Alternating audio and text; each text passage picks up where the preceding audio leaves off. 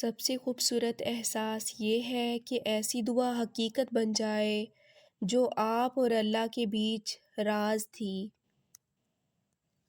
پتہ نہیں کیوں لیکن میں نے اپنی زندگی میں جس کو بھی سب سے زیادہ اہمیت دی ہے، جس کو اپنے دل کے قریب کیا ہے، اسے اپنا رازدار بنایا، جسے تمام مان دیے ہیں، جس پر اندھوں کی طرح یقین کیا ہے، پھر آخرکار انہی لوگوں نے ثابت کیا ہے کہ ہاں واقعی میں اندھا ہوں، جو لوگوں کو کبھی نہیں پہچان پاتا۔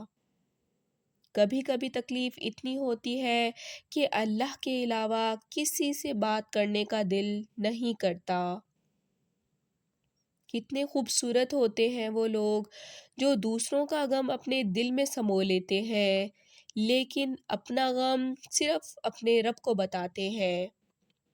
میں اللہ تعالیٰ سے یہی دعا کرتی ہوں کہ میرے راستے پر ہمیشہ وہ لوگ ہوں جو میرے ساتھ صاف اور ایماندار ہوں۔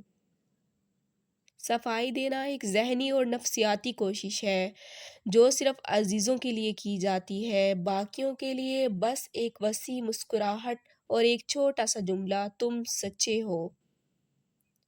لوگوں کے رویے پر شکوہ کرنا چھوڑ دیں، جس کے پاس جو ہوتا ہے وہی تقسیم کرتا ہے۔ ضروری نہیں کہ سب کی جھولیاں اپنائیت، محبت اور خلوص سے بھری ہوئی ہوں۔ بات میں وزن پیدا کرنے کے لیے آواز کا اونچا ہونا ضروری نہیں، بات کا سچا ہونا ضروری ہے۔ دنیا میں سب سے زیادہ وزنی چیز مطلب ہے، جب یہ نکل جائے تو ہر چیز ہلکی ہو جاتی ہے۔